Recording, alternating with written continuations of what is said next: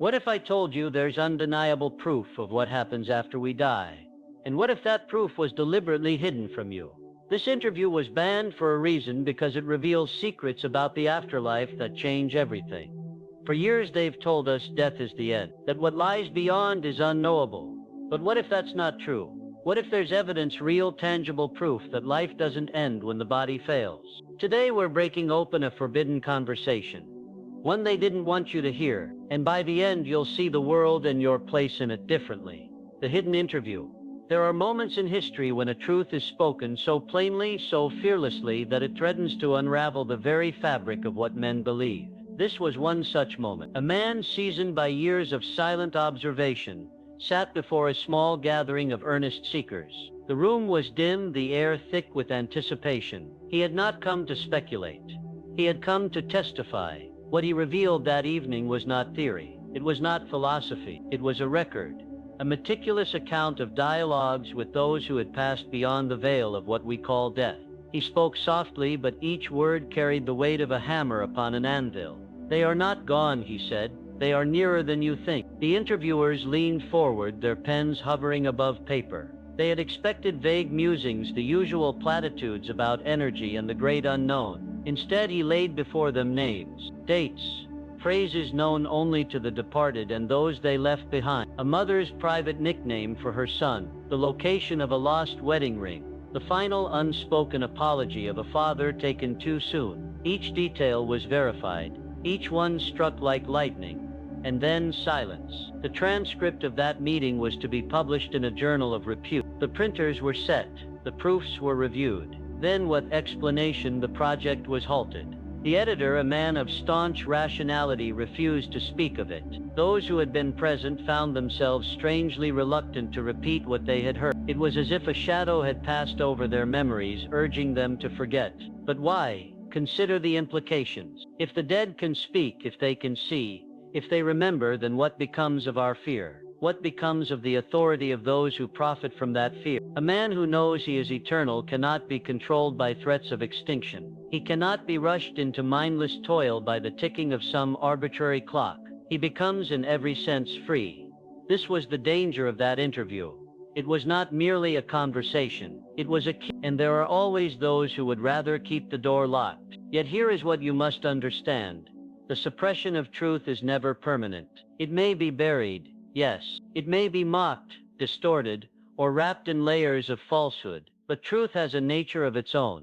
It persists. It finds its way through cracks in the foundation of lies. A single copy of that interview survived. A single page tucked inside a diary forgotten in an attic for decades. And on that page the words remained, "They told me to tell you this. You are not preparing for life after death. You are already in it." The first contact. It began in the quiet hours when the world outside had stilled and the mind, untethered from daily demands, could wander its own corridors. He was not a man given to fancy. His life had been one of discipline, of measured thought and deliberate action. But this was different.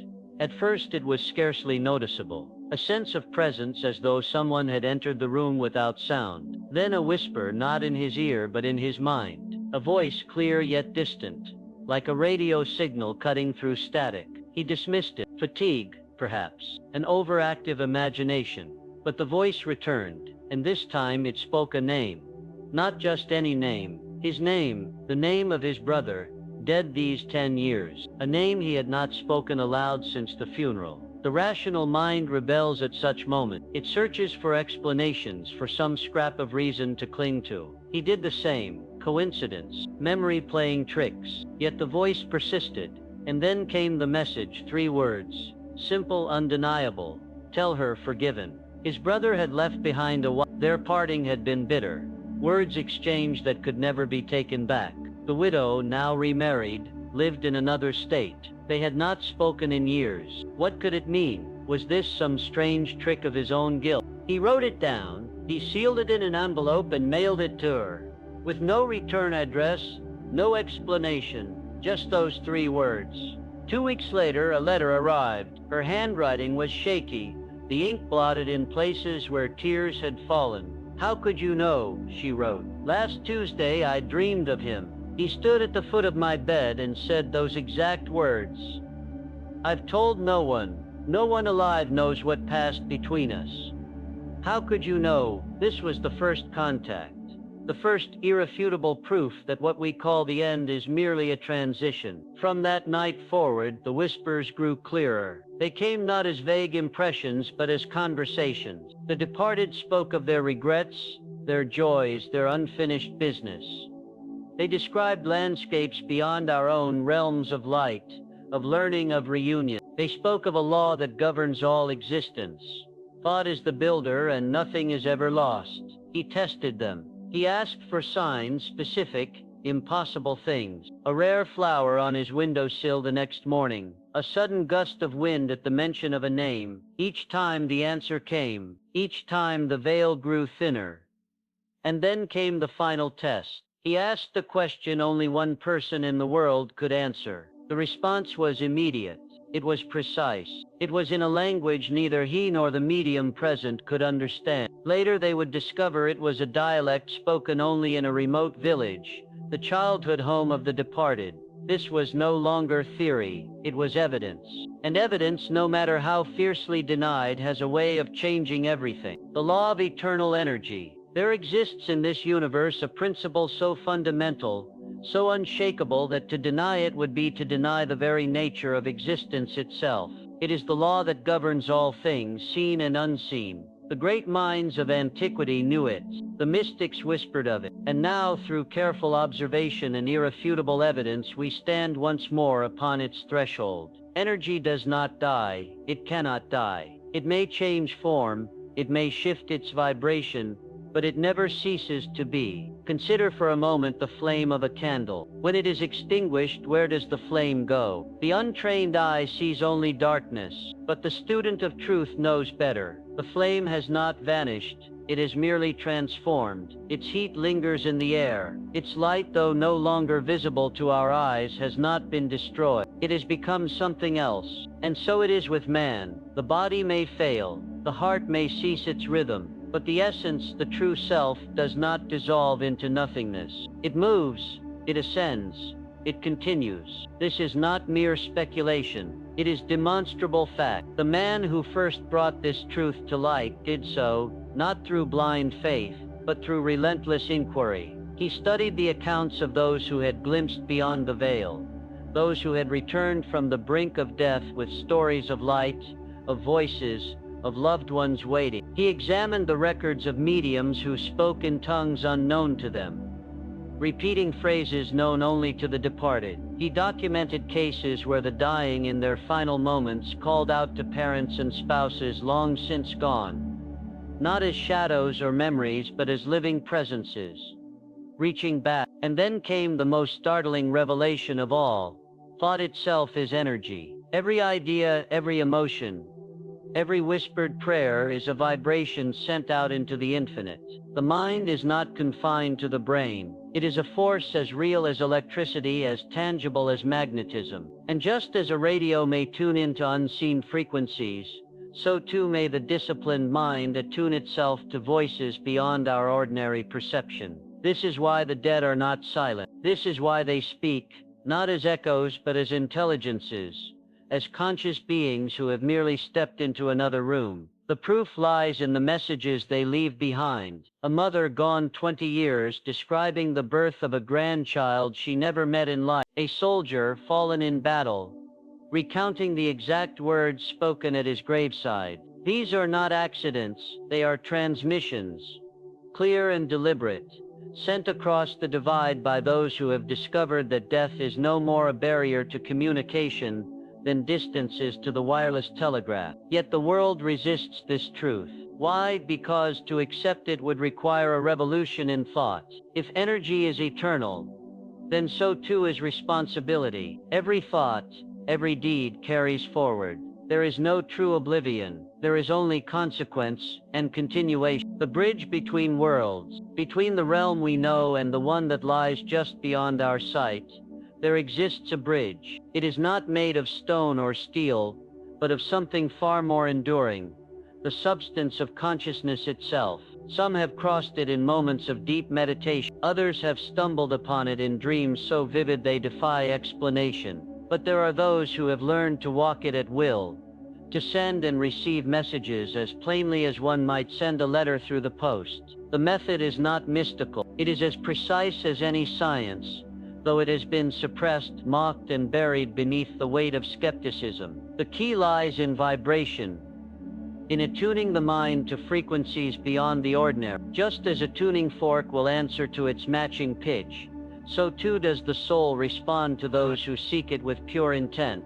The process begins with stillness. The chatter of the external world must be quieted. The doubts, the fears, the endless distractions, all must be set aside. In this silence, the seeker learns to listen not with the ears but with the inner faculty that knows no bounds. The first contacts are often faint, a fleeting impression, a sudden knowing, a name whispered in the mind's ear. But with practice, the connection strengthens. The voices grow clearer. The messages become unmistakable. There are rules to this communication, just as there are rules to any exchange. The departed will not come at command like servants summoned by a bell. They come when there is purpose, when there is a need to comfort, to warn, to complete what was left unfinished. They speak most often to those they loved in life, for love is the strongest bond, the most unbreakable thread between worlds. And here is the greatest discovery of all.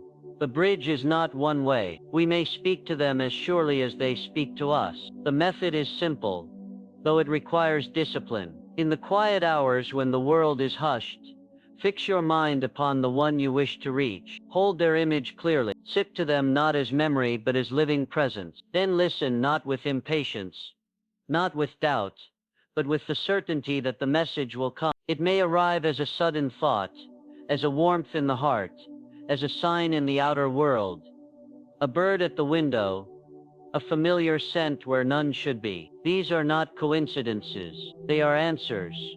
The implications of this are staggering. If the bridge can be crossed at will, then death is no longer separation. It is merely a change in the mode of communication. The loved ones we mourn are not lost. They are nearer than we think, and they are waiting, not in some distant heaven, but just beyond the veil, eager to reassure us that the soul does not die, that love does not end, and that the great adventure of consciousness continues far beyond the limits of the grave. The band evidence. There comes a time in the affairs of men when truth stands naked before the world, and yet the world chooses to look away.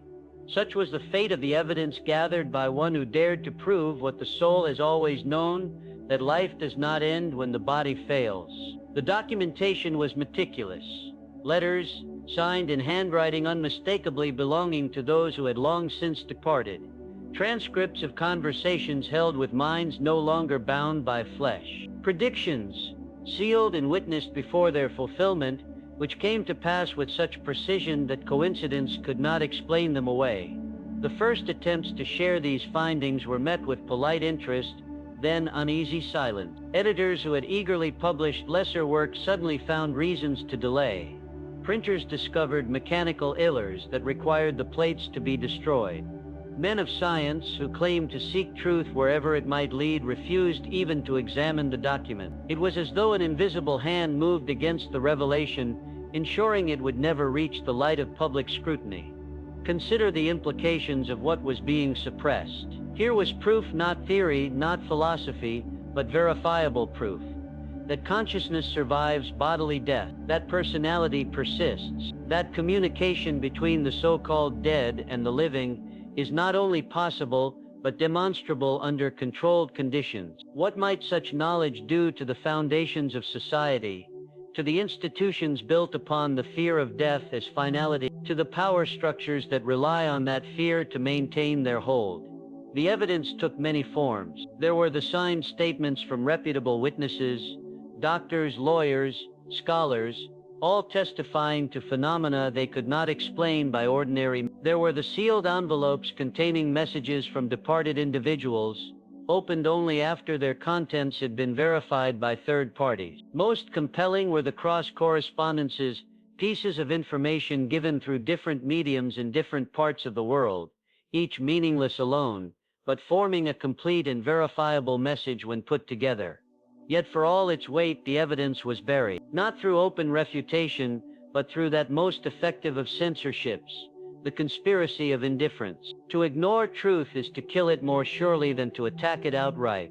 A man may fight against opposition, but how does one combat the stifling weight of pretended ignorance? The documents still exist. They are preserved in private collections, in locked archives, waiting for the day when mankind is ready to receive them. That day has not yet come, but it will. For truth has this peculiar quality: it cannot be destroyed. It may be hidden, it may be forgotten, but like seed buried in winter soil, it waits only for the proper season to spring forth anew. The conspiracy of silence. When a truth threatens the established order, it is not met with debate, it is met with silence. This is the most potent form of suppression, for it requires no argument, no refutation. A truth ignored is a truth neutralized. And so it was with the greatest discovery of our age, the demonstration that what we call death is but a doorway, and that the soul passes through it as surely as a man passes from one room to another. Why this silence? Consider what would happen if this knowledge became common property. If every man knew with certainty that his consciousness would survive the grave, how would he then live? Would he still labor under the lash of artificial fears? Would he still bow to authorities whose power rests upon his ignorance? Or would he stand upright, recognizing his own eternal nature and act accordingly? The implications are revolutionary. A man who knows he is eternal cannot be threatened with extinction. He cannot be rushed into decisions by the ticking of some arbitrary clock. He sees through the illusions of temporal power, recognizing them for the fleeting shadows they are. Such a man is dangerous to those who profit from his fear. The methods of suppression are subtle. In academic circles, the subject is dismissed as not proper science. In religious institutions, it is condemned as dangerous speculation. The press treats it as superstition, when they treat it at all. Thus is the truth kept at bay, not by any overt prohibition, but by the simple expedient of making it unfashionable to discuss. Yet the silence cannot hold forever. Here and there, in private studies and secret circles, the work continues. The evidence mounts. The voices from beyond grow louder, and one day, perhaps sooner than we think, the dam will break. The truth will out, and on that day the world will awaken from its long slumber to discover that death was never to be feared, only understood.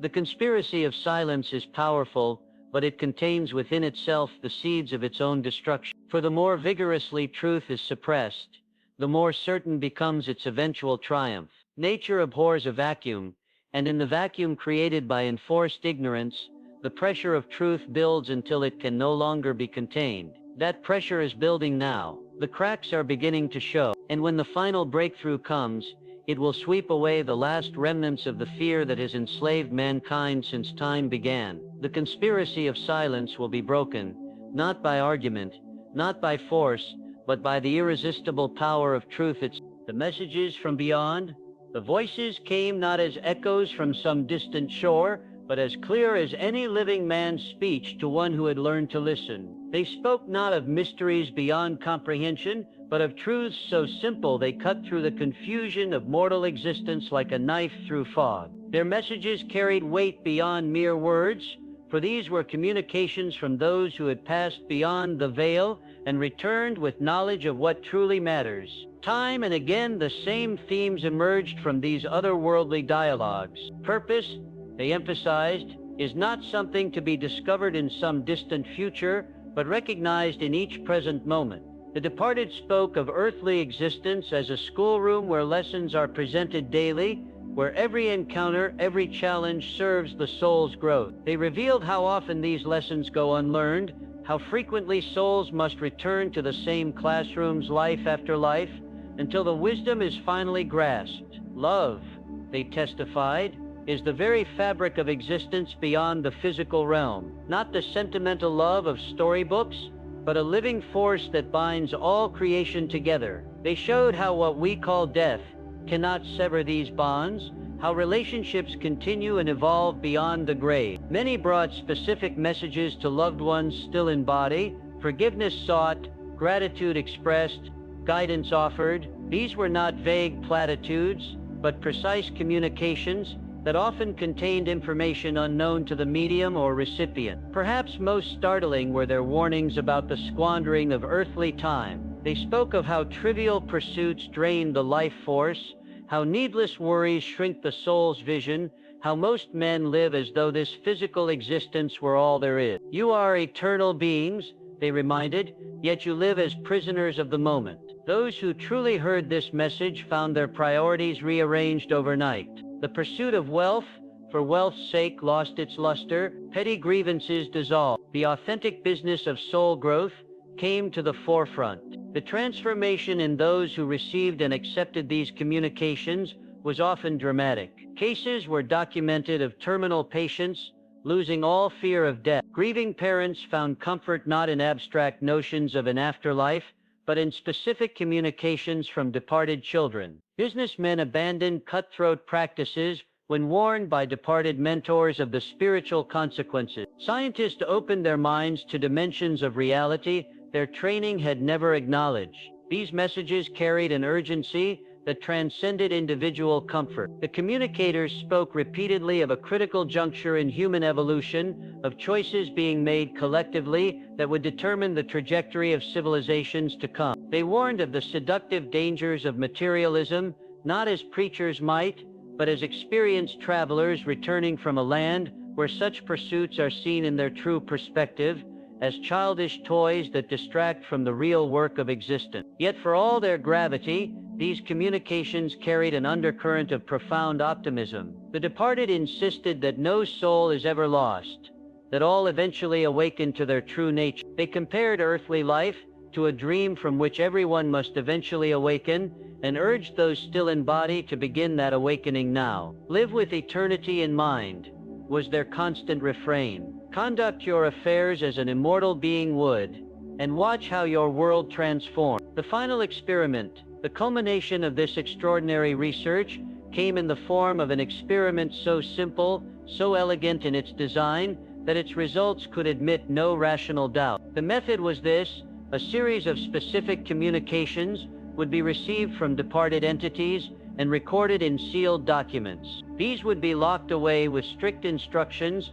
that they be opened only after the receiver's own passing. The contents would then be compared with new communications received through independent mediums who had no knowledge of the sealed materials. The preparations were made with utmost care. Multiple witnesses attested to the sealing of the document. Lawyers verified the arrangements for their posthumous disclosure. The test stretched across years, with communications being added at intervals and carefully preserved against any possibility of tampering. Then came the waiting. When the appointed time arrived and the seals were finally broken, the results stunned even the most ardent supporters of the research. Message after message matched precisely with new communications coming through mediums across the world. Names, dates, specific phrases, all corresponded with uncanny accuracy. Even more remarkably, some of the sealed messages contained predictions about future events that had since come to pass exactly as described. The implications were earth-shaking. Here was proof that consciousness could transcend time as well as space,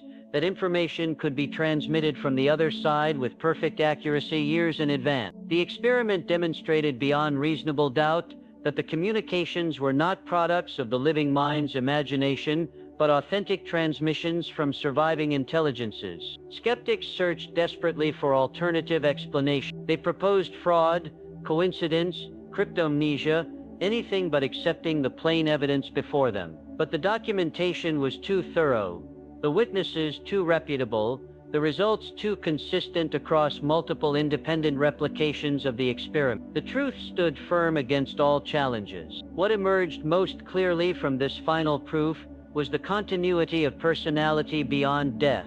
The communicators showed not just awareness of their earthly lives, but growth from their experience. They demonstrated purpose in their communications, often providing exactly the guidance or information needed by the living recipients at that moment. The love and concern they expressed for those still in flesh was palpable, putting light to the notion that death ends relationships. The experiment's success opened new avenues of research into the nature of consciousness itself. If mind could function independently of brain, What did this say about the true seed of identity? If information could be transmitted across the barrier of death, what other limitations we accept might be illusions? Most importantly, if we are indeed eternal beings currently experiencing physical existence, how should that knowledge transform our daily lives? The answers to these questions ripple outward even now, touching every aspect of human endeavor. From medicine's approach to dying patients, to education's understanding of learning,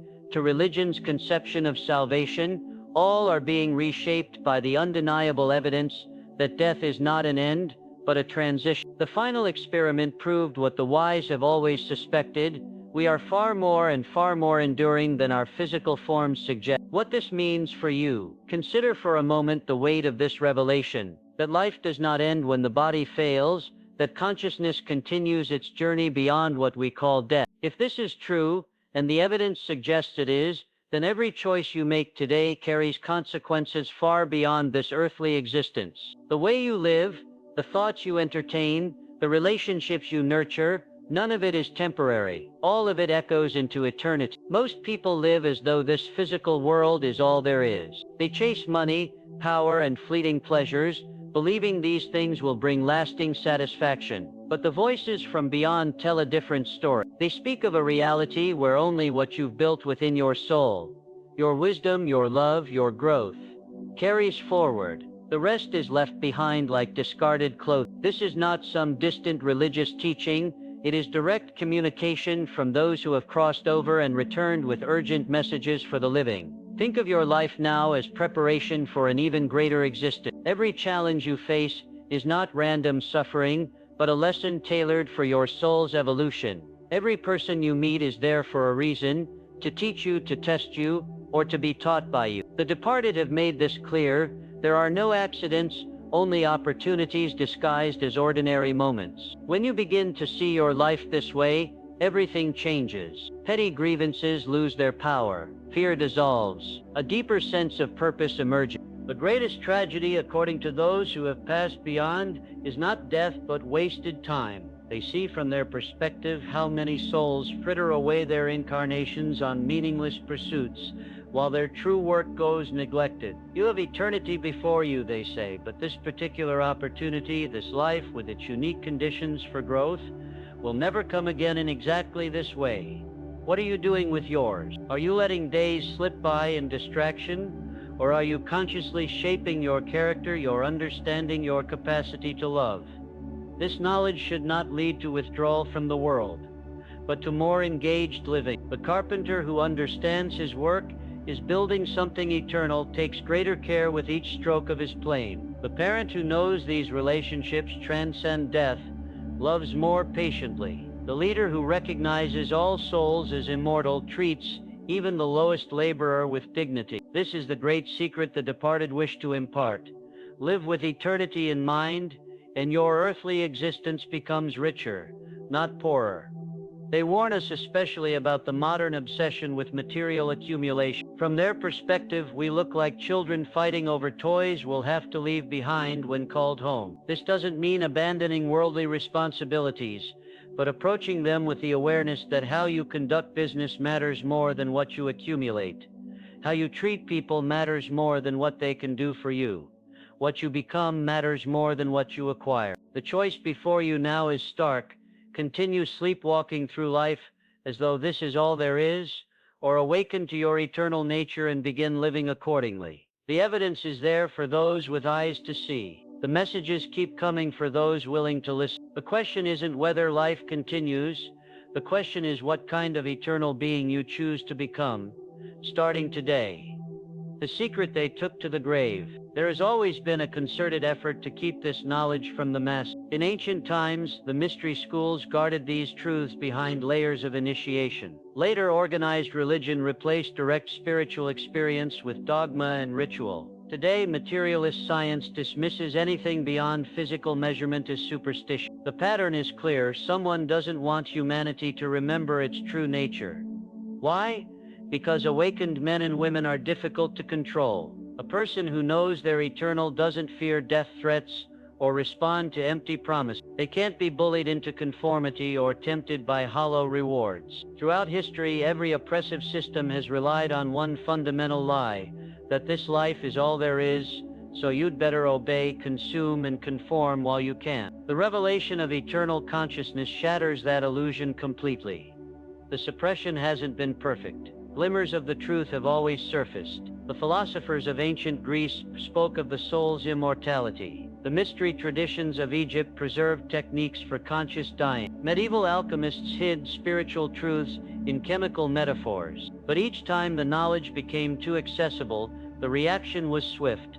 Persecution, ridicule, or co-option into meaningless ritual. They use ridicule most effectively today. It's easy to dismiss what you've been conditioned to laugh at. Mediums are frauds. Afterlife research is pseudoscience. Those who've had near-death experiences are hallucinating. The labels stick because few bother to examine the actual evidence. Meanwhile, the materialist paradigm goes unchallenged, keeping people focused on consumption rather than contemplation, on external achievement rather than internal growth.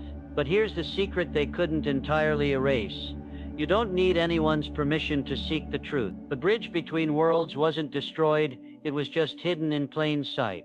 It's there in the quiet moments, when you sense a departed loved one's presence. It's there in the synchronicities that defy coincidence. It's there in the ancient techniques of meditation and contemplation that modern man has forgotten but still lie dormant in our collective memory. The voices still speak to those willing to listen, not through spooky seances or dramatic manifestations, but in the language of the soul, through intuition, dreams, and those sudden knowings that come from nowhere. The communication is subtle because truth never shouts, but it's unmistakable when you learn its signature. The key is to still the noise of the world long enough to hear.